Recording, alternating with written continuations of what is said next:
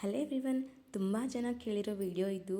Soft chapati ಮಾಡೋದು ಹೇಗೆ ಹೇಳ್ಕೊಡಿ, ತೋರಿಸ್ಕೊಡಿ ಅಂತ ಹೇಳ್ಬಿಟ್ಟು. ಸೊ ಇಷ್ಟು ದಿನ ಅಂತೂ ನನಗೆ ಮಾಡೋಕ್ಕಾಗಲಿಲ್ಲ. ಸೊ ಇವತ್ತು ಹೇಗೆ ಮಾಡೋದು ಸಾಫ್ಟ್ ಚಪಾತಿ ಅಂತ ಹೇಳ್ತಾ ಇದ್ದೀನಿ.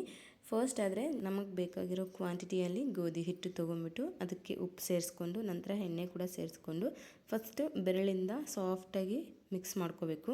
ನಂತರ ಈ ಹಿಟ್ಟಿಗೆ ಸ್ವಲ್ಪ ಸ್ವಲ್ಪ ನೀರನ್ನು ಹಾಕ್ಕೊಂಡು ಮಿಕ್ಸ್ ಮಾಡ್ಕೋಬೇಕು. ಈ ಹಿಟ್ಟು ಮಿಕ್ಸ್ ಮಾಡ್ಕೋಬೇಕಾದ್ರೆ ನಾನು ವಿಡಿಯೋದಲ್ಲಿ ತೋರಿಸ್ತಾ ಇದ್ದೀನಲ್ಲ, ಅದೇ ಥರ ಹಿಟ್ಟನ್ನು ಕೈಯಿಂದ ಪ್ರೆಸ್ ಮಾಡ್ತಾ ನಾದ್ಕೋಬೇಕು. ನಂತರ ಹಿಟ್ಟಿಗೆ 1 ಟೇಬಲ್ ಸ್ಪೂನ್ ಎಣ್ಣೆನೂ ಸೇರಿಸ್ಕೊಂಡು ಮಿಕ್ಸ್ ಮಾಡ್ಕೋಬೇಕು. ಈ ಹಿಟ್ಟು ತುಂಬ ಸಾಫ್ಟಾಗಿ ಇರಬಾರ್ದು, ಹಾಗೆ ತುಂಬ ಹಾರ್ಡಾಗಿ ಕೂಡ ಇರಬಾರ್ದು, ಸೆಮಿ ಸಾಫ್ಟಾಗಿರಬೇಕು.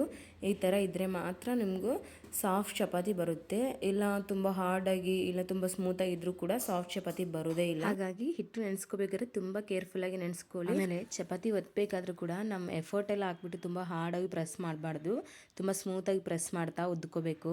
ಆಮೇಲೆ ಚಪಾತಿ ಬೇಯಿಸಬೇಕಾದ್ರೆ ಕೂಡ ನಾವು ತುಂಬ ಹೈ ಫ್ಲೇಮಲ್ಲಿ ಇಡೋದು ಇಲ್ಲಾಂದರೆ ತುಂಬ ಲೋ ಫ್ಲೇಮಲ್ಲಿ ಇಡೋದು ಕೂಡ ಮಾಡಬಾರ್ದು. ಮೀಡಿಯಂ ಫ್ಲೇಮಲ್ಲೇ ಚಪಾತಿ ಬೇಯಿಸ್ಕೋಬೇಕು, ಹಾಗಾದರೆ ಸಾಫ್ಟ್ ಚಪಾತಿ ಬರುತ್ತೆ.